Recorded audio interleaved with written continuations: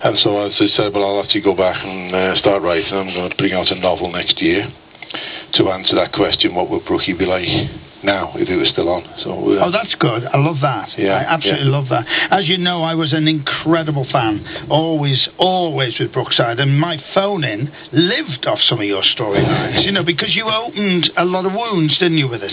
I did, and it's interesting because, you know, that question, like, how do I feel about it? It's all, I mean, going through this process of writing the book is like reliving the therapy I already had to go through with Brookie. But it's actually quite interesting looking back at the kind of things that we did create controversy and the kind of rows we got into. Whereas these days, you know, it seems a bit daft. I mean, going right back to Grange Hill, and one of the first controversies of Grange Hill was the dreadful accents of the children involved, you know, which was just the actors' real accents, and they were just normal working class kids, you know. And even that was kind of a controversy back in 1978, you know, which is quite strange, isn't it? And you did that again with Brookside, because exactly the same thing happened. Yeah, except there was just tinge, wasn't it, with the bit that we went a little bit too far with the realism, and we wanted to have a real show that portrayed real people, so we wanted to put realistic language in, which included the swearing.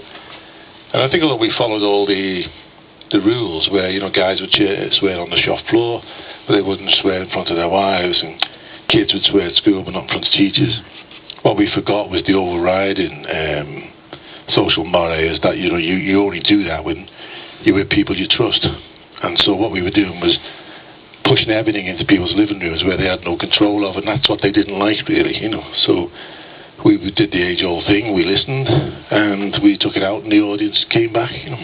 Interesting. I love the title, Midterm Report. Was that a big step to call it that, or did that just jump out at you? Well, it's one of those things where you originally wanted to call it Reflections, you know, which was like, in a sense, looking back, but the publishers were a bit kind of, oh, we don't quite, you know, all that. And we went through weeks of thinking through what should I do. And again, one day, just walking along the road, it just cropped up, because it was like, I'd approached it, you see, as a huge virtual interview, you know, trying to write it on the basis of all the questions I've been asked over the years, the ones that I've evaded, you know. So I thought, well, I'm not actually quite ready to put everything down on paper. So it just cropped up, why don't I just call it a Midterm Report? It was just one of those. And as soon as we said it just seems so obvious, you know. Now, you are a perfectionist. You've been known as that. You've fallen out with people over that. Are you pleased with the book, or would you rewrite it again? Oh, I think if you ask any writer that, if they pick up a script, they'll always want to sort of fiddle with it. And then even just looking at some of the stuff I've done for things like Serialization, or just an interview somebody's quoted, and I go, ooh, you know, I could have put that a little bit better, you know.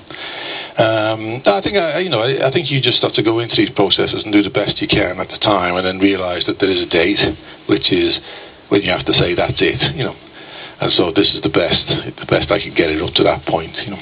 I've got to ask you a question. I've never ever asked you this, and I've been in your company many times, but I've always wanted to know this. So it's an interesting put you on the spot, but I like this. Somebody once told me about you, when I was trying to find out who you were and what made you tick, that you were a man that would sit at home, know you had to go upstairs, but wouldn't go upstairs until there was a reason for you to come back down again. Does that make sense? Yeah. Does that sum you up?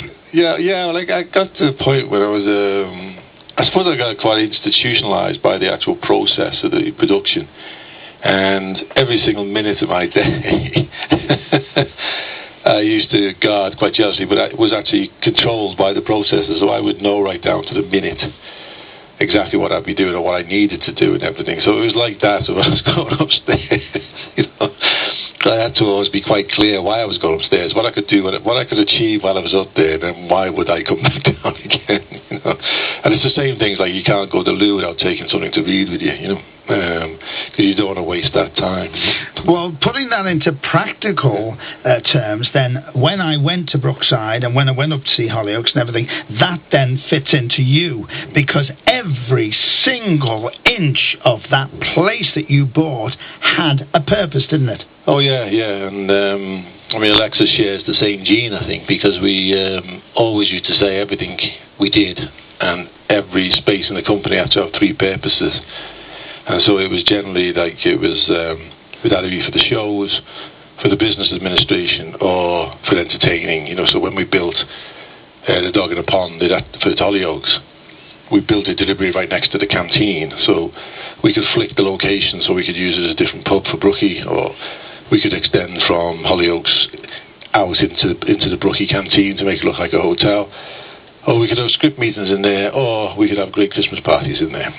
But everything had to pay for itself 3 times, really. And let's not forget some fantastic charity events which you were instrumental in, and you gave an awful lot to charity, and they were some of the best dues I've ever been to. Yeah. And I think Alex and I both think that's we missed that, you know.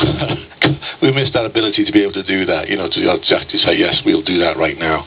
It's easy to kind of, in a sense, write checks and things like that, but I think one of the big buzzes of those things was actually allowing everybody to get involved, you know, different people from different parts of the company to try different jobs and to do different things, and, you know, entice people like yourself along to come along and help out and everything. And in return, we all had a great time and then raised the money for the charity. So it's yeah, we had some great times there, didn't we?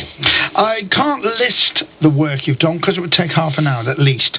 What, looking back, would say was